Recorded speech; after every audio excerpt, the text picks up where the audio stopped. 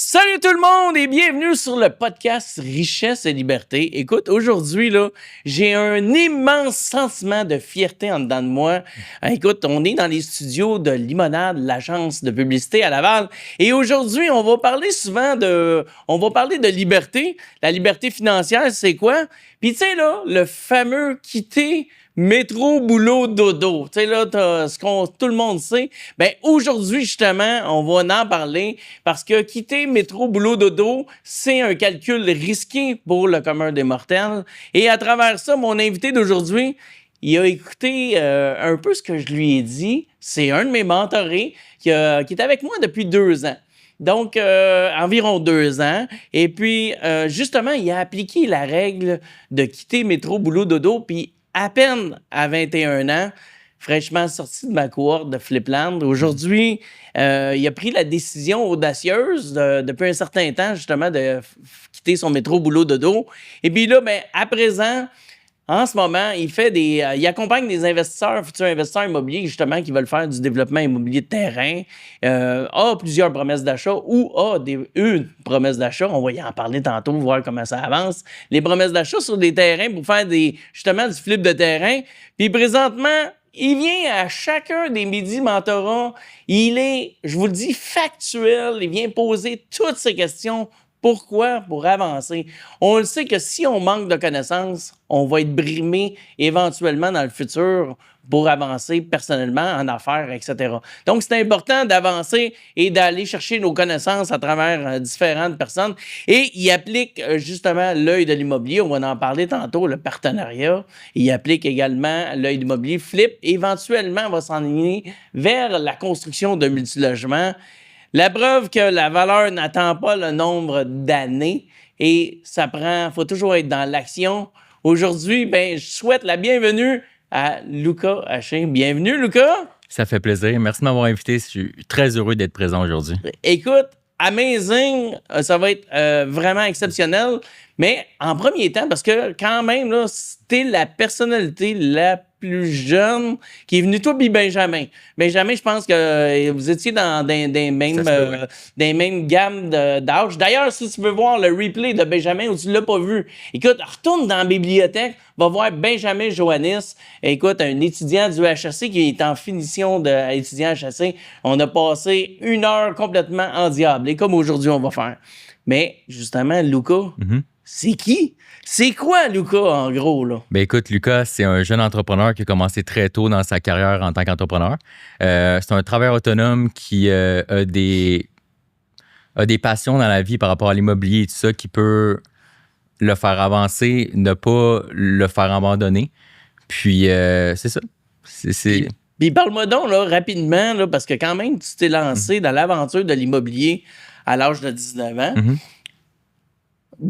Pourquoi l'immobilier? Et pourquoi, toi, ça te tentait pas d'être pompier, policier, pharmacien, quelque chose dans le même? Non, parce que moi, je savais pas trop quoi faire dans ma carrière avant que j'écoute ton webinaire. OK. Puis je me suis toujours dit, moi, je savais que j'allais me faire de l'argent dans le futur. Je savais aussi que je voulais avoir une certaine sécurité financière, que si j'ai des problèmes, je vais pouvoir les régler avec des immeubles, avec des actifs qui me rapportent de l'argent à chaque journée. Donc, je me suis dit que me lancer en immobilier, c'est du tangible, c'est du bois puis du brique, puis de la brique. Donc, c'est le meilleur moyen où de se lancer. C'est par ça que je suis passionné. C'est par ça que je ne vais pas abandonner puis finaliser par construire des immeubles. Donc, c'est une passion qui s'est grandie à force de lire, d'écouter des podcasts à droite, à gauche, des vidéos. Puis c'est une passion qui s'est bâtie au fur et à mesure. Exact. Puis là, l'école, dans ce temps-là, il n'y avait pas d'école. Tu travaillais à temps plein. Je travaillais en temps partiel, même en tant que livreur. Ouais. L'école, j'étais vraiment pas bon avec l'école parce que ça m'intéressait pas. Je voyais pas c'est où que ça pouvait m'apporter. Tout ça, c'est tout simplement pour ça que l'école, j'écoutais juste pas. C'est pour ça que j'avançais pas. Ça m'intéressait pas. Fait que c'est ça. J'ai finalisé mon secondaire aux adultes. J'étais encore perdu après ça. J'avais une petite job, puis ça a tout changé dès que j'ai regardé ton webinaire, là, puis que je me suis dit, OK, moi, je voulais me faire de l'argent. Fait que je vais me lancer là-dedans, puis je vais pas abandonner. Parce que, tu sais, ce que tu me viens de m'expliquer, quelqu'un qui était à l'école puis qui était pas passionné par l'école nécessairement, qui écoutait pas vraiment, moi, c'est pas ça que j'ai comme feeling quand tu viens dans nos midi-mentorats. Puis parce que t'es craqué, tu poses des questions, t'es averti, puis moi, ça j'aime ça, tu sais. C'est exactement ça que j'ai découvert, que quand tu fais quelque chose que tu es passionné, je me suis découvert moi-même par rapport à ça, parce qu'à l'école, je posais pas des questions et tout ça, mais en immobilier, j'ai envie d'avancer, puis je suis la personne, je crois, dans tes meetings mentorat que je pose le plus de questions. Fait que ça me fait beaucoup découvrir par rapport à moi-même aussi, là. Donc, un déclic à 19 ans, on laisse de côté un petit peu l'école, puis on va aller voir le marché du travail, voir qu'est-ce qu'il y en est, puis à un moment donné, tu sais, c'est pas tout le temps mauvais, les réseaux sociaux non plus. Là, tout le monde en parle que c'est pas bon être là-dessus, mais c'est bon. Je peux raconter une histoire par rapport à ça aussi, par rapport à mes débuts. J'ai fait un DEP en... J'ai oublié exactement le nom du DEP, mais c'est un peu dans la base de tout, de charpente, de entretien général d'immeuble, je l'ai retrouvé. Okay. Puis ensuite de ça, à la fin du DEP, il fallait que tu fasses un stage. Mon stage, j'ai réussi à trouver la STM pour faire mon stage, donc la Société de transport de Montréal. Puis moi, j'étais hyper heureux parce que je sais que c'est une bonne job et tout ça, t'es bien payé. Puis au final, je me suis rendu compte que lorsque j'ai fait mon stage, j'ai lavé les toilettes puis changé les poubelles pendant 2 semaines de temps. Puis j'étais pas payé pendant ce stage-là. 40 heures semaine, 2 semaines de temps. Puis j'ai remarqué que même si j'étais payé 40, 50, 60 $ de l'heure, puis j'avais une bonne paye, je pouvais m'en sortir, j'allais pas être heureux à long terme avec ça, tu sais. Fait que ça m'a vraiment... C'est ce qui m'a donné le déclic de me lancer dans l'entrepreneuriat, pour trouver des solutions, pour travailler sur mes propres projets puis travailler sur ce que moi je voulais. Parce que le travail, ça t'encadre dans quelque chose que c'est une autre personne qui le veut, là. Dans une passion, dans une... comment je pourrais dire? Dans le but entrepreneurial d'une autre personne. Donc, tu as compris assez rapidement que lorsque tu vends ton âme à 40 heures semaine pour quelqu'un, ben, t'enrichis quelqu'un d'autre. Puis là, toi, tu l'as conscientisé, ça. Exact. Puis tu t'es dit... Ouais, moi, je pense que je suis mieux de m'investiguer dans quelque chose que je vais aimer. Exact. Puis pouvoir poursuivre. Puis l'aventure, on verra où ce qu'elle va nous mener. Écoute, c'est vraiment exceptionnel parce que la majorité des jeunes de ton âge, ben c'est ça qu'ils cherchent. Ils cherchent un emploi stable comme tu as vécu. Et toi, tu t'es rendu compte très rapidement que c'était pas fait pour toi. Exact. Puis, Flipland, tu sais, dans le fond, je sais que tu as vu le webinaire. Qu'est-ce qui t'anime dans le flip de terrain? C'est, OK, je vais pas mentir, il y avait les chiffres qui m'animaient. Il y avait le profit. Les bénéfices. Il y avait les bénéfices, mais mon Dieu, qu'est-ce qui me... C'est de la façon de pouvoir gérer les choses en immobilier. C'est de la façon de savoir que c'est toi qui as le contrôle, c'est toi qui peux aller chercher n'importe quel partenaire, puis c'est toi qui c'est toi, t'es un peu un orchestre, un chef d'orchestre en immobilier. Tu contrôles plein de personnes, puis tu décides où va ton projet, à quel partenaire et quel professionnel choisir. C'est ça qui m'intéressait dans le développement immobilier. Pourtant, tu savais pertinemment dès le début qu'il n'y avait pas de pilule magique. Tu ne deviendras pas milliardaire en 90 jours. Non. Ça, tu savais, il fallait que tu te retrousses les manches. Exact. Mais là, à travers ça, le levier parental, à mon avis, il doit t'aider là-dedans un petit peu parce que j'ai rencontré ta mère à la conférence. Vas-y. Moi, le levier parental, il y a 2 choses. Premièrement, j'habite encore chez mes parents. Donc, ce qui me permet de ne pas avoir le stress d'avoir un loyer ou d'avoir une maison à payer. Puis aussi, la deuxième chose, c'est que j'avais tellement pas beaucoup d'argent à le départ que ma mère m'a beaucoup aidé à payer la première formation qu'on a pris avec toi. Fait que c'est les 2 choses que le levier parental m'a beaucoup aidé, là. Fait que dans le fond, en ce moment, tu contrôles tes dépenses à maximum. Là, tu emmagasines du cash. Tu fais beaucoup de prospection. Tu passes tes journées à faire de la prospection, trouver des opportunités, puis avancer. Puis ça, on va y voir un petit peu plus loin tantôt. Mais est-ce que c'est un choix stratégique? T'étais-tu conscient dans ton choix stratégique de dire hey maman, je vais rester encore 2-3 ans avec toi, je vais t'exploiter à mort. Non, maman, là, ferme l'oreille, là, t'as pas entendu, j'ai pas posé la question directe. Non, je l'exploite pas, ma mère, elle aime ça que je sois là, puis elle aime ça avoir des conversations avec moi, puis moi aussi, fait que... Le cordon ombilical, hein? Exact. Non, mais c'est ça. Mais bien, en fait, quand on a une conversation ouverte avec nos parents, ça l'aide beaucoup à la réflexion, puis ta mère, elle te fait fait-tu réfléchir aussi dans tes sûr. choix? Bien sûr, elle m'aide beaucoup. Je pose souvent de questions à ma mère parce que j'y fais confiance. Elle aussi est dans l'entrepreneuriat. Puis oui, ça m'aide grandement à m'aider. C'est pour ça que des fois, je crois que j'hésiterais même à déménager pour ne plus être avec cette personne-là, tu sais. Fait que c'est ça. Une belle complicité, c'est vraiment cool. Parce que c'est pas tout le monde qui ont l'opportunité d'avoir une belle relation avec leurs parents, malgré que ça s'entretient. C'est ça. Tu sais, t'aurais pu tout simplement te revirer de bord et dire non, moi je fais ce que je veux, puis ouais, non, c'est ça, un peu comme les autres jeunes. il y a des jeunes qui sont dans ce sens-là.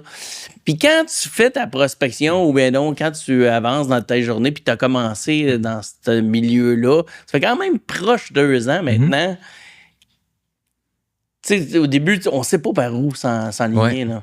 Ça, c'est la réalité de tous les entrepreneurs. Selon moi, on a une idée, mais tu n'as pas d'idée de comment t'y rendre, justement, où est-ce que tu veux te rendre. C'est pour ça qu'il faut juste que tu commences. Il faut que tu trouves les bons partenaires, un mentor surtout. Le mentor, c'est la meilleure chose, selon moi. Que tu vas pouvoir poser des questions. Fait que c'est pas... Il y a une gestion juste de ton temps. Il y a une gestion de savoir quand s'arrêter parce que t'es pas, tu commences pas à 9 h puis tu finis pas à 5 h. C'est toi qui décides quand travailler. Fait qu'il y a cette gestion-là, ouais. Donc, la discipline. Oui. La discipline, pas seulement de travailler beaucoup, travailler fort et travailler intelligemment, mais la discipline aussi d'arrêter de travailler. Parce que ça peut t'empêcher d'avoir certains problèmes de quand tu travailles trop. Ben des fois, tu sais, il y a des personnes qui ont des burn-out, des fois, il y a des personnes que ça les stresse de trop travailler et tout ça, puis qu'ils vont s'en aller trop loin. Ils vont voir 10 ans en avance quand ils sont pas supposés de regarder ça, tu sais. Fait que c'est pour ça que avoir un contrôle de sa vie, d'arrêter de travailler, c'est important selon moi. Ton plan de match, là, tu l'as mis sur combien de temps? 0,5, 0,3?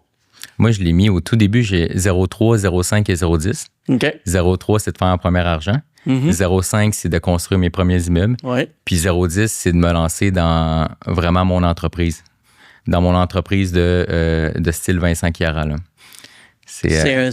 Écoute, Vincent Chiara, c'est quand même assez exceptionnel ce qu'il a fait. Ouais. En l'espace de proche 15-20 ans. Il est rendu maintenant proche 3 milliards d'actifs. Exact. Avec différents partenaires.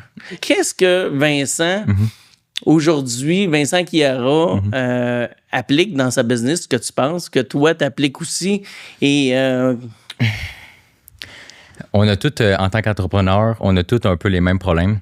Lui, je suis sûr qu'il applique une gestion aussi de son temps parce qu'il doit tellement avoir beaucoup d'employés qui veulent lui poser des questions et tout ça. La gestion de son opérationnel, donc de savoir souvent il y a délégué, je suis sûr qu'il y a délégué à certains directeurs, comme la directeur de la construction, le directeur du développement et tout ça. Puis la gestion du stress aussi. Ouais. Parce que tu as beaucoup de stress, il y a tout quand tu es PDG, il y a tout qui repose sur tes épaules. Exact. Fait que c'est ça t'apprend personnellement à être une bonne personne aussi là, à régler des problèmes. Là. Luca, il fait-tu du développement personnel un peu? 100% parce que l'entrepreneuriat, ça l'apporte tout ça. Ouais. L'entrepreneuriat, ça l'apporte ça t'apporte à être obligé de résoudre les problèmes que tu pourrais avoir même au personnel hors de ta vie. Donc, par exemple, de quitter un partenaire un peu comme quitter ta blonde, ou quitter ton ex. C'est des moments difficiles, mais vu que tu en vis beaucoup en entrepreneuriat, ben ça t'apprend à pouvoir être un peu détaché émotionnellement de ces problèmes-là. Là, je mentionne souvent que le développement immobilier pur, quand on part d'un terrain et puis qu'on s'en va faire notre avant de faire la promesse d'achat, nos étapes, etc. Après ça, on s'en va à la municipalité. Je dis souvent qu'une fois que le projet, ta promesse d'achat est acceptée, puis là, tu l'as vécu, je dis souvent que c'est du développement personnel parce que tu apprends à te découvrir dans ces montagnes russes-là du développement immobilier. Ah, la PA est acceptée, je suis excité. Je pensais que je pouvais faire ça. 1 mois et demi après, on peut plus le faire. On rencontre la ville. Comment tu vis ça, toi? Ça a été... dès le départ, je savais qu'elle allait avoir cette montagne émotionnelle-là parce qu'en développement immobilier, surtout, il y a plein de facteurs qui vont faire que tu vas pouvoir revendre une promesse d'achat ou revendre un terrain puis développer le terrain ou de savoir combien que tu peux construire d'unités dessus. Par exemple, là, tu fais une phase environnementale puis ça va te coûter 300 000 de plus de décontaminer ton terrain. Ben, tu l'as pas calculé ça dès le départ, tu sais. Fait que comment que je pourrais dire, ça m'a apporté à créer une structure opérationnelle qu'à chaque fois que tu as une promesse d'achat acceptée, tu as toujours des étapes à faire, tu as toujours des personnes à appeler, des questions à poser parce que tous les terrains sont différents, même s'il y en a qui se ressemblent. Puis, quand tu as fait ça pour une première fois puis tu as créé une structure pour la première fois, ben après ça, tu es capable de la remettre sur tous les terrains, tu sais. Fait que ça m'a appris vraiment à créer une structure pour enlever ce stress-là de essayer de trop regarder ce qui pourrait mal se passer et tout ça, là. Ça veut-tu dire que tu es en train de me dire que ta deuxième analyse, troisième analyse, c'était plus facile que la première? 100%. OK, t'es-tu en train de me dire, là, dans le fond, je fais exprès, là, comme tu as pu rencontrer, tu peux te rendre compte, tu es en train de me dire que quand tu as embarqué sur ton vélo la première fois, tu as bêché, la deuxième fois, ça a mieux été, troisième fois, ça a mieux été, c'est pareil. C'est exactement pareil. Donc, les connaissances te permettent de t'empêcher de bêcher dans le domaine du développement immobilier. Exact. En immobilier, tu vas faire plein d'erreurs comme en entrepreneuriat, mais l'important, c'est d'apprendre de ces erreurs-là, de ne pas les refaire, parce qu'il y a des personnes que je sais que des fois, ils les refont plein de fois, là, tu sais, d'apprendre de ces erreurs-là, puis de ne pas les refaire. Puis c'est sûr que dans ce temps-là, c'est pas compliqué à comprendre que tu avances dans ton développement personnel, tu avances dans faire de la business, là, tu sais. Mais là, le calvaire, là, Lucas, t'es à la maison, là, tu fais de promesses. Parce qu'on est tout le temps en train d'avancer sur des affaires de millions, là, puis des 500 000, puis des terrains à 1 million, 2 millions. Puis je sais, là, des fois, tu m'amènes des affaires, c'est complètement capoté. Puis là, ta mère, là, elle n'est pas stressée de devoir naviguer dans ces millions-là. Non, parce qu'elle me fait confiance. Elle sait que j'ai des bons mentors, que j'ai des bons partenaires, comme toi, un mentor que je pose des questions. Ma mère aussi est dans l'immobilier, là. Pas dans un gros projet comme moi, mais elle sait un peu comment que ça marche. Fait que peut-être que ça enlève un peu de stress. Mais tu sais, dès que tu comprends un peu comment une promesse d'achat, ça marche, puis que tu peux te protéger avec cette promesse d'achat-là, tu l'apprends à la personne que ça pourrait stresser comme ma mère, puis après ça, c'est pas super, là. Elle va savoir que tu vas en faire 1, 2, 3, que tout s'est bien passé pour ces premières fois-là. Puis ça va bien aller après, là. Moi, je me rappelle la première fois que j'ai changé mes pneus d'hiver, j'étais stressé. Fait que c'est la même affaire. C'est de la mécanique. Ben, tu sais, là, la première fois, j'avais levé le char avant de défaire les verrous, tu sais, avec le... ça marchait pas. J'étais là, je tournais, puis la roue, elle tournait. Ben non, fallait que je laisse le char à terre pour défaire le lock du pneu, puis après ça, lever puis faire le reste. Ben, quand tu as dû remettre tes pneus d'été, ben, tu savais comment le faire. Fait que t'as appris de ça, exact. C'est complètement fou. Mais écoute, moi, là, honnêtement, ça me fascine. Genre, on en a... tu sais, sur 400 élèves, peut-être qui ont passé chez nous, il y en a, je te dirais, une dizaine à peu près dans les âges de 25 et moins. Tu sais, puis j'en ai qui ont pété des scores, puis, tu sais, puis toi, Benjamin, vous êtes dans le même groupe d'âge. Puis ça m'impressionne parce que vous êtes fonceurs. Puis, est-ce que tu pourrais dire que ça prend une certaine maturité? Oui, 100%. C'est surtout quand je me suis lancé en entrepreneuriat que ça m'a donné une maturité. J'ai rien d'autre à dire là-dessus. C'est sûr que ça prend de la maturité. Puis mais quand tu rencontres tes chums là, la fin de semaine, tu sais, moi, je vais te dire un secret. De toute façon, il n'y a personne qui nous écoute. Là, mais tu sais, moi, à 21 ans, j'avais déjà une business, c'est sûr. J'avais des employés, mais j'étais frivole en calvaire. Là, nous autres, on allait au bar. Là, nous autres, à l'époque, c'était les discothèques. Nous autres, aujourd'hui, c'est d'autres choses. Mais des bars. Mais toi, quand tu es avec tes chums la fin de semaine, vous êtes une gang, là. Ben écoute, je leur ai parlé de ça, que je me lançais là-dedans, puis ils me poussent dans le derrière pour que je réussisse, puis ils me font confiance, tu sais. Wow! Fait que pour le vrai, il n'y a rien qui change. Moi, ma personne, je suis toujours resté la même personne, à part que j'arrive à régler des problèmes plus facilement. Fait que, analyse, l'esprit d'analyse. L'esprit d'analyse, l'intelligence émotionnelle, toutes ces affaires-là, là, tu sais.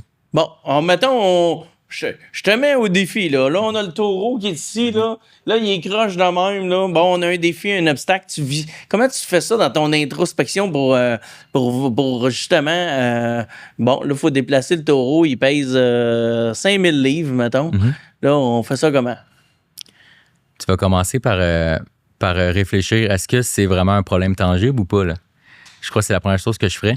Puis quand que c'est vraiment que tu découvres que c'est un problème qui est vraiment tangible, donc tu dois le régler, moi, je créerais une structure pour arriver à savoir comment je pourrais bouger une affaire de 5000 tonnes de même. Là. C'est ça, 5000 tonnes? Ouais. Tu vas chercher les partenaires pour le faire parce que tu n'as peut-être pas les outils. Puis tu suis ta structure que tu as créée dès le départ. Même si ça ne va pas être parfait, tu vas la modifier au fur et à mesure. Puis tu vas arriver à trouver une solution sans abandonner. tout simple que ça. Donc, parce que c'est sûr, d'abandonner, c'est beaucoup plus facile. C'est sûr. C'est la même chose que certains jeunes qui, eux, ben, ils restent sur le divan. Sac de chips, petite bouteille de bière, let's go. Schlick, on allume la télé, on regarde des sports. C'est beaucoup plus facile Exact. que faire ce que tu fais de tes journées.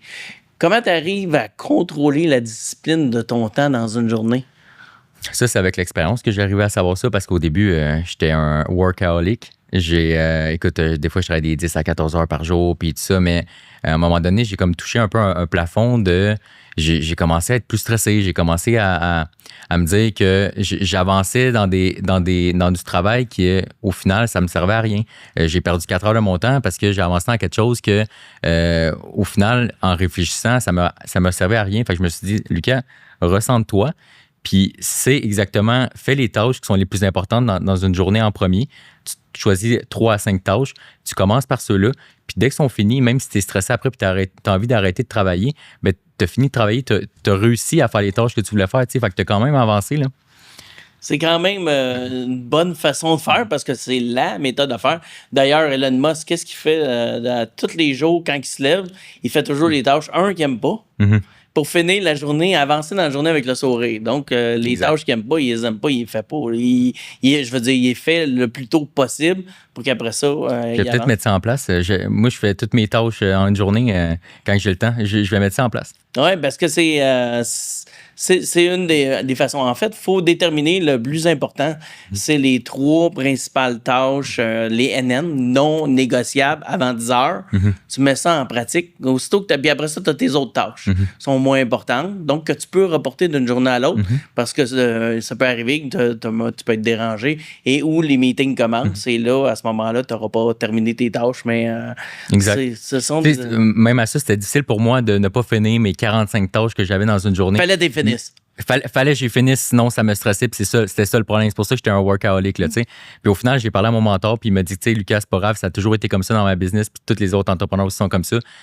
On n'est pas toujours au-dessus de nos affaires, puis même si on a plein de choses à faire, on oublie des choses et tout ça. Fait que si tu as fait tes 3 tâches qui étaient le plus important, qui vont te faire le plus avancer ou qui vont te faire le plus d'argent, remets-la à demain, c'est pas grave. Puis quand j'ai commencé à mettre ça en place, ça me dérangeait plus. Le stress n'était plus là pour les tâches que j'avais pas à faire. Je le remettais à demain. Complètement malade. J'aimerais ça aller un petit peu approfondir l'œil de l'immobilier que je t'ai souvent parlé, mais que j'arrête pas de parler, qui est l'importance de la pyramide. On a une pyramide comme ça, et la pyramide, c'est l'immeuble le plus solide de la planète. Fait que ta base, les flips de terrain, construire des multilogements, puis en haut de la pointe, on a justement le partenariat. Donc, parle-moi donc d'un petit peu de de ton expérience partenariat avec. Parce que je sais que tu as fait du partenariat avec plein de monde de façon générale. Comment tu entrevois ça? Comment tu jases ça? Je peux donner un exemple dès le départ. C'est que c'était le problème là, que quand tu es jeune et que tu n'as pas l'expérience que tu as. Fait que là, je me suis posé la question, Lucas, c'est quoi tes problèmes? C'est où que tu veux te rendre, tu sais. Mais le problème, c'est que j'avais pas d'argent puis j'avais pas l'expérience. Fait que là, ce que j'ai commencé à faire, je me rappelle très bien, c'est que, par contre, j'ai un char puis je suis capable d'embarquer dans mon char puis d'aller cogner aux portes. C'est difficile pour les premières portes, mais après ça, c'est devenu facile, tu sais. Fait que j'ai proposé aux personnes dans des 5 à 7? Dans du 5 à 7, exactement, de prospecter pour eux parce que j'avais cette capacité-là, puis j'avais cette force-là, puis j'étais capable de trouver des terrains n'importe quel, tu sais, j'étais capable d'aller cogner chez n'importe qui. Puis en allant chercher cette personne-là, tu trouves l'argent, pas toujours l'argent, des fois, il y en a qui sont pas très liquides, l'argent, surtout l'expérience. Fait ensuite de ça, j'ai fait ça plusieurs fois, j'ai trouvé un premier partenaire qu'au final, je me suis dit, écoute, c'est pas trop dans mes valeurs et tout ça, fait que j'ai changé de partenaire. J'ai commencé à faire plus de la prospection d'autres choses, j'ai fait de la prospection de la vie de 60 jours, puis cette personne-là me fait rencontrer une autre personne qu'au final, j'ai travaillé avec elle pendant plusieurs années, là, tu sais. C'est fou parce que la business, c'est circulaire, c'est énergétique, c'est vibratoire. Là, justement, tu as fait action, rencontre une personne qui te présente une autre personne. C'est ça. C'est aussi simple que ça, c'est d'être présent puis d'être actif. Puis à un moment donné, tu vas rencontrer du monde, puis tu vas parler à des personnes, puis ça va débloquer quelque chose dans ton cerveau. Là. Si t'es perdu, il faut juste que tu sois actif. Là. Hey, comment tu navigues là-dedans, là, le fait que... Puis on en revient souvent sur ton âge, malheureusement, c'est la réalité. Heureusement, c'est la réalité aussi. Le fait de te retrouver avec différents partenaires qui sont probablement plus âgés que toi. Oui. ça aussi, c'est quelque chose que j'ai appris avec l'expérience. J'avais cette peur-là. Je me disais, écoute, le monde, ils vont regarder ma moustache puis ils vont se dire, il est jeune, ce gars-là. Je veux pas faire affaire avec lui parce que je veux faire affaire avec quelqu'un avec le plus d'expérience. Mais au final, je me suis rendu compte que c'est faux. Le monde, ils vont faire affaire avec toi quand ils voient ta drive, quand ils voient que tu as envie d'avancer puis que tu pourrais leur donner une partie, tu pourrais leur enlever une partie de travail aussi, qu'eux, ça leur prenait du temps. Fait que commencer comme ça puis même travailler gratuitement avec cette personne-là, tu sais. Puis au final, je me suis rendu compte, puis j'ai closé des personnes en la cogné chez eux, que c'est pas l'âge, là. C'est juste la technique, c'est juste l'expérience qui fait que tu vas réussir. C'est la passion, là, tu sais. Quand tu es en one-on-one, en porte-à-porte, quelle est ta plus grande force? C'est de me connecter avec la personne. Socialement, les personnes me font confiance, même à cause de mon âge, parce que je sais quoi dire. Je sais que je vais pas dire que c'est moi qui vais acheter leur terrain. Je sais que j'ai un partenaire aussi qui est là pour te backer, qui est là pour me backer, que lui, il peut le faire. Fait que c'est de juste la connexion avec la personne, le fait que je sois gentil, le fait que je les écoute surtout. Ça, c'est la meilleure chose, je les écoute. C'est ça que ça fait que je réussis toujours. Tu dis pas de la merde dans la fin. Hein? Parce qu'il y en a qui font de l'oversell pour rien, puis ça donne absolument rien. Ouais, je vais acheter ton terrain à cette valeur-là, je vais faire ça pour toi. Il y a avec une autre promesse d'achat. C'est ça, enfin, c'est ça, il n'y a pas ça qui se passe. C'est quoi les plus grandes barrières, tu penses, qu'on a en tant que prospecteur, justement, mettons, dans le domaine de la porte-à-porte? C'est la peur du jugement de la personne auquel tu vas cogner à la porte. Mais ça, c'est pas trop un problème parce que tu te crées une carapace automatiquement après tes premières portes. C'est la plus grosse, selon moi. C'est juste la peur du jugement de la personne, la peur de... Peut-être, il y a des personnes qui sont pas trop gentilles, là, peut-être de te faire insulter et tout ça. Fait que c'est juste ça. Terrain, tu vois, de 3 types de terrain. 9000 pieds, 100 000 pieds, 1 million de pieds carrés. On prospecte, on est en porte-à-porte. Lequel qui est le plus facile? Le plus petit. Pourquoi? C'est le plus petit parce que c'est souvent celui, tout dépendant de ce que tu peux construire dessus, là, c'est ça l'avoir un terrain, mais parce que c'est celui qui va être Non, attends, je suis en train de changer d'avis, là. T'as raison. Moi, je m'en foutais, c'était le plus gros. C'est le plus gros, le moyen, le petit, ça dépend juste de ton partenaire, c'est quoi qu'il cherche, la personne qui va l'acheter. C'est pour ça que je dis le plus petit, parce que là, présentement, on est dans un plus petit projet, puis on essaie d'en faire, mais peu importe, plus gros ou petit, ça dérange pas, parce que tu vas cogner à cette porte-là, puis un terrain, ça reste un terrain, puis c'est pas toi qui vas faire le pré-développement, fait que ça dérange pas. Toi, il faut juste que tu l'emmènes à être intéressé à vendre ou intéressé à discuter avec ton partenaire. Fait que peu importe le terrain, ça n'a pas rapport à ça. J'ai changé mon avis. J'ai changé d'avis. Écoute, on est dans la réflexion, on échange, puis c'est ça qui est le fun d'un podcast, parce que c'est l'instinct quand on pose une question, on pose un instinct, puis ça y va. Tu sais, moi, personnellement, je parle de moi, de mon expérience. Moi, je trouve que c'est plus complexe de closer un terrain de 9000 pieds qu'un terrain de 10 millions de pieds carrés. Pour moi, là, honnêtement, je le dis parce que souvent, on retrouve un terrain de, exemple, 9000 pieds carrés. Les gens, ils veulent des prix faramineux. Ils s'imaginent qu'il y a comme une machine qui pompe du pétrole. Là. Puis là, ça vaut une certaine valeur. Tandis que dans le plus gros terrain, on dirait que les gens sont plus intelligents, plus prêts à attendre. Exact. Dans ton expérience que tu as faite, parce que je sais que tu en as fait du gros terrain aussi, comment tu vois ça? Moi, je crois que ça dépend c'est qui le vendeur. Ouais. Ça dépend que s'il est avec un courtier. Le courtier, ça va te faire découvrir un peu ta valeur. Des fois, en tout cas, je vais pas rentrer là-dedans, là, mais avec un courtier, ça dépend aussi de la situation du propriétaire. Donc, si c'est une succession, si le propriétaire, il veut pas s'occuper de la vente, mais c'est son petit-fils qui s'occupe de la vente, ça dépend de ça pour souvent avoir un bon prix ou avoir du temps. Les deux choses qui sont le plus gros en développement de terrain. Fait que selon moi, c'est la situation du propriétaire. Cool. Écoute, t'as tellement fait de prospection, t'es tellement venu poser de millions de questions. Pour moi, t'es quelqu'un qui est super avancé en immobilier. Et, tu sais, moi, j'ai commencé l'immobilier, le développement immobilier, j'avais 36 ans. T'as commencé à 19. J'ai juste hâte d'aller prendre une bière ou un café avec toi quand tu vas en avoir 36. Ça veut dire que c'est dans 15 ans de ça. Exact. Dans 15 ans, donc je vais avoir 56, 60, 70 ans. Donc, ça va être incroyable. Là. Je vais certainement être plus avancé. Je sais pas, je vais être rendu où encore parce que je me suis pas donné un but de 70 ans, là. Mais je sais que je vais être à quelque part. Là. Hey, maintenant, c'est assez impressionnant parce que malgré ton jeune âge, la quantité de deals et ou d'opportunités que tu as analysées parce que tu t'arrêtes pas, tu analyses des opportunités même si tu sais que tu les achèteras pas, juste pour aller faire le scénario. Puis là, moi, ça m'impressionne beaucoup. Puis, tu sais, là, maintenant, tu accompagnes des investisseurs immobiliers qui, eux veulent là, justement... Ils savent pas par où commencer. Exact. Dans le fond, j'ai été, je suis partenaire avec une personne que ça a été ça, sa vision, de, dans le fond, accompagner que ce soit propriétaires de terrain ou entrepreneurs, soit propriétaires de terrain dans la vente de leur terrain ou entrepreneurs dans le pré-développement parce qu'ils voulaient juste construire, à accompagner ces personnes-là. Donc, c'est ces personnes-là qui vont pouvoir nous payer, investir en nous pour investir en eux par la suite, puis arriver à régler leurs problèmes dans le fond qu'ils pourraient avoir. Là. C'est-à-dire, le propriétaire, c'est de vendre à la bonne valeur, de trouver un acheteur qui est compétent pour acheter. Puis l'entrepreneur, des fois, la plupart du temps, c'est qu'eux, ils veulent construire, l'entrepreneur général, mais ils veulent pas prédévelopper parce qu'il y a les problèmes de prédéveloppement qui arrivent. Là, mais les problèmes de ville. Les problèmes de la ville, exact. Les longueurs. Exact. Et toi, tu as du temps? Ben oui. Fait que t'aimes ça. Puis d'ailleurs, écoute, si jamais tu t'aimes ce que tu entends, je vais mettre le lien de Luca en bas, OK, dans la vidéo. Puis tu cliques sur son lien, je vais mettre son lien Facebook, va y parler en Messenger. Tu dis, hey, Luca, j'ai un terrain à développer, on peut-tu prendre un rendez-vous? Rock and roll, on est là pour ça. Luca a beaucoup d'expérience. S'il y a un blocage, de toute façon, on en jase sur nos heures du midi du mentorat, puis c'est super le fun.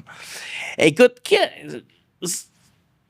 tu sais, là, ta plus grande réussite en ce moment, pas plus grande, mais ta réussite ta plus grande fierté, mettons, en ce moment, là, dans l'immobilier, là, en ce moment.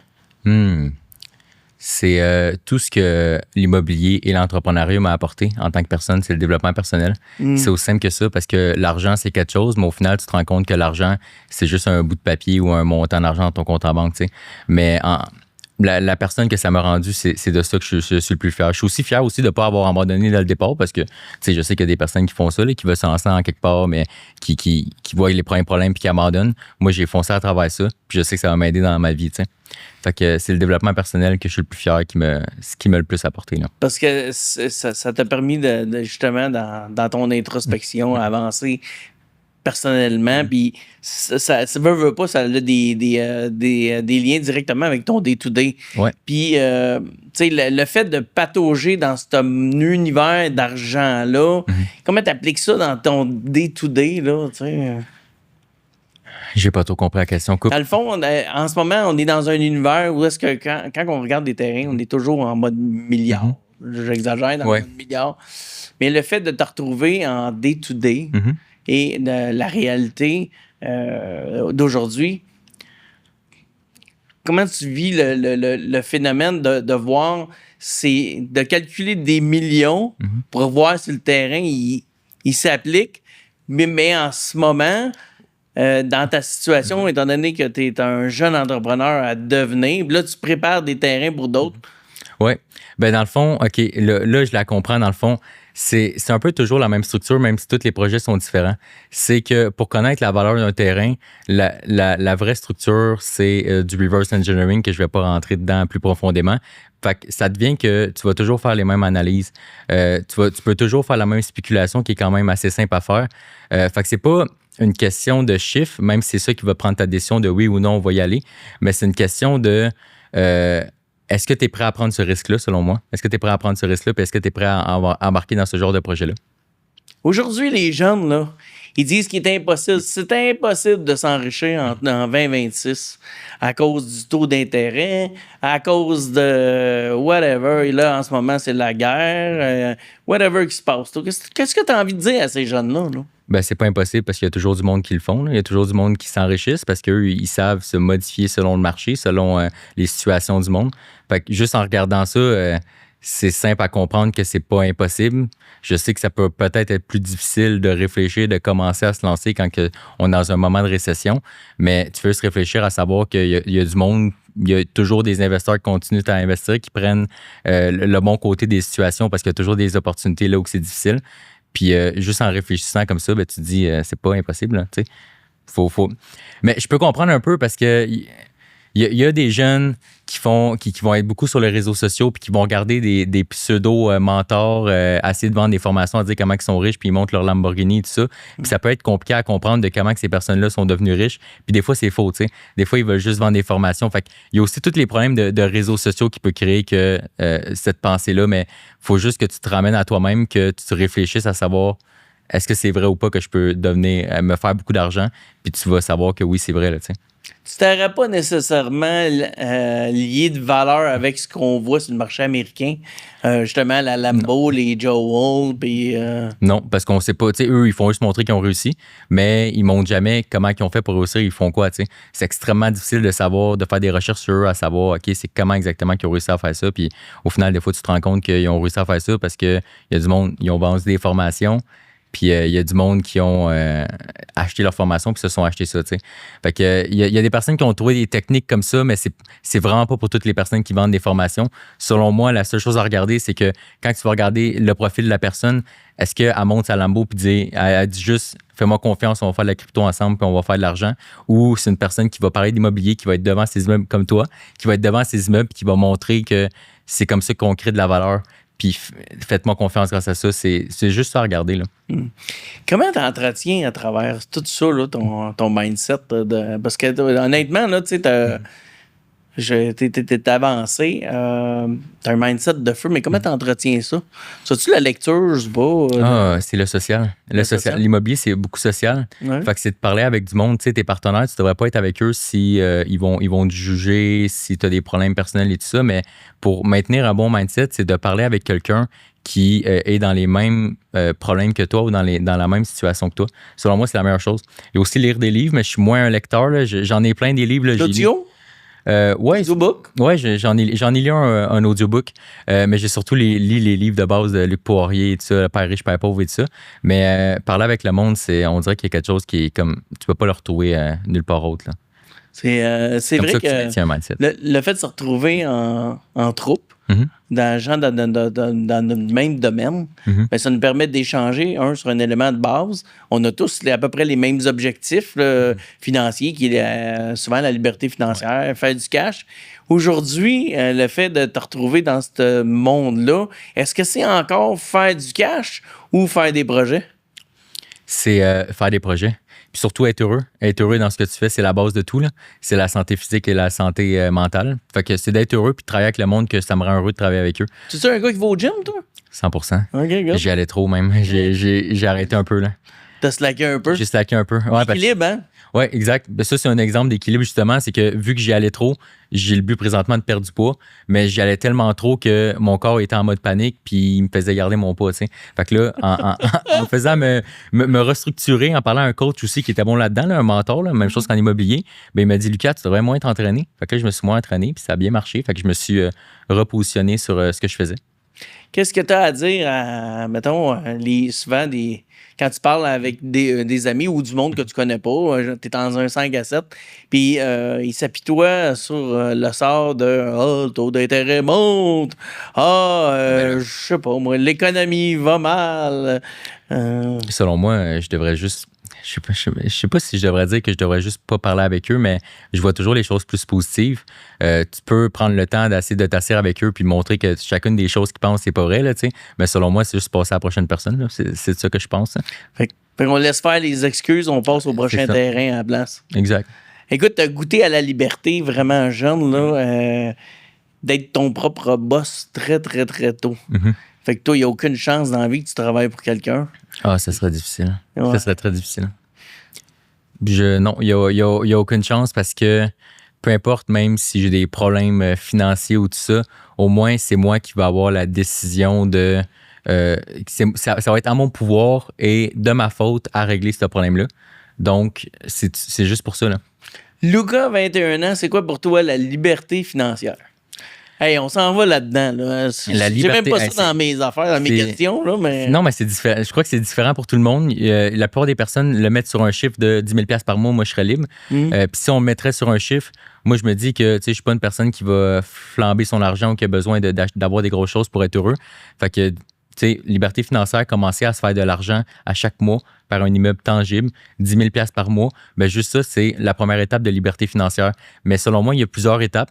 Il y a l'étape de la liberté de 10 000 $ par mois. Il y a l'étape de la liberté de tu te fais encore plus d'argent par mois, tu fais des gros projets, fait que tu te fais beaucoup de montants, tu te fais de l'argent. Là. C'est pas de l'argent qui arrive automatiquement à chaque mois. Puis il y a l'étape de tu as trop d'argent, fait que là, tu peux faire un peu des conneries. Là, t'sais. Selon moi, la liberté, c'est de pouvoir payer ton mode de vie sous le cash flow de tes immeubles ou sous tes actifs qui t'apportent de l'argent chaque mois. C'est ça la liberté. C'est de te payer un mode de vie grâce à ça. Wow, écoute, c'est impressionnant. Puis toi, t'es-tu un gars qui prend des vacances pour atteindre justement cette fameuse liberté-là? J'en ai pris peu, mais oui, je prends des vacances. Quand que je prends des vacances, des fois, avant, c'était juste congé puis je faisais rien, mais maintenant, je suis pas capable de prendre congé et faire rien. Il faut que j'aille quelque chose de structuré comme aller à New York ou aller à Sandbanks ou aller à des endroits comme ça. Puis là, je peux prendre des vacances. Mais j'ai appris que je me faisais chier là, quand que je prenais juste congé. Là. Mais oui. Donc, lorsque tu fais du temps pour toi, tu organises cette journée-là pour qu'elle soit quand même assez structurée. Une visite, un ci, un ça. Qu'il y ait des choses à faire et tout ça. Là, ça me permet de toujours me garder dans le pot puis de jamais te perdre sur les réseaux ou de scroller sur ton téléphone toute la journée. Là. Donc, à travers tes voyages que tu fais et ou que ce soit à une période de congé, tu vas-tu voir des immeubles pareils, 100%. Même si tu n'as pas prévu dans ta journée? Ben oui, 100%. Juste quand que je vais marcher à Montréal et tout ça, je suis toujours l'ami un peu chiant qui va regarder à l'entour puis qui va dire hey, ça, cet immeuble-là, l'architecture est vraiment belle. Puis là, eux, ils comprennent pas pourquoi tu regardes ça. Là, fait que oui, c'est plus fort que moi. Je me visionne aussi dans des immeubles et tout ça que peut-être que je vais être propriétaire de ça ou que je vais pouvoir développer, avoir la chance de développer ces terrains-là puis de construire ces immeubles-là. Fait que c'est quelque chose. C'est pas un problème entrepreneurial, mais c'est quelque chose que je crois que je suis pas le seul à vivre. Là. Quand il se lance dans quelque chose, ben c'est sûr qu'il va. Quand il se lance dans l'immobilier, c'est sûr qu'il va regarder les choses alentour. Là. Hey, tu viens de me mentionner la vision, être visionnaire. Parle-moi donc justement de ça. Comment tu visualises que tu vas développer un immeuble qui ressemble à celui que tu viens de voir, mettons? Exact. La vision, ça t'aide à garder la passion. Ça t'aide à garder aussi quand t'es. Il y a un autre mot pour ça, là, quand tu es motivé, ça t'aide à garder la motivation. Puis des fois, la vision, c'est aussi, pour certaines personnes, selon moi, difficile à avoir. Je crois que la vision arrive avec l'expérience, mais c'est ce qui t'aide aussi à rester vraiment structuré dans ce que tu veux faire, puis de pouvoir être motivé à continuer quand tu t'imagines avoir des choses comme ça, là, tu sais. Écoute, richesse et liberté, pour moi, c'est fondé sur 7 piliers. J'en parle souvent au niveau du podcast. Puis là, je vais te poser des questions. Tu me diras dans quoi que tu as investi. Fait que la première, c'est l'immobilier. La réponse, c'est sûr, c'est oui. Si je te dis une entreprise d'opération, oui, maintenant, parce que tu offres les services d'accompagnement. Les arts, comme des toiles, comme ça. T'as-tu déjà investi de l'argent là-dedans? Non. Ça t'attire-tu? Non. Pas encore. Pas encore. Les métaux précieux. Ça m'attire. L'or, c'est quelque chose qui est tangible. C'est quelque chose qui va toujours prendre la valeur parce que c'est une ressource limitée. Comme les terrains un peu. C'est une ressource limitée, tu vas jamais en créer plus. Fait que oui, c'est quelque chose qui m'attire. Les investissements boursiers? Peut-être au long terme, parce que quand tu es accompagné par des personnes qui s'y connaissent là-dedans, ben, tu peux faire des bons investissements. J'imagine que c'est pareil pour la crypto. Un peu moins la crypto. Un peu moins la crypto, ça t'attire moins? Ça m'attire moins. Les investissements de placement, les CELI, tu sais, ce qu'ils ça, c'est très intéressant, surtout pour les jeunes. Ouais. C'est très intéressant, surtout pour des jeunes, parce que tu peux placer peu d'argent. Tu as quand même une limite, mais ça te permet d'avoir la chance de ne pas être imposé sur certaines choses puis de pouvoir acheter un immeuble aussi plus jeune. Là. Oui, exact.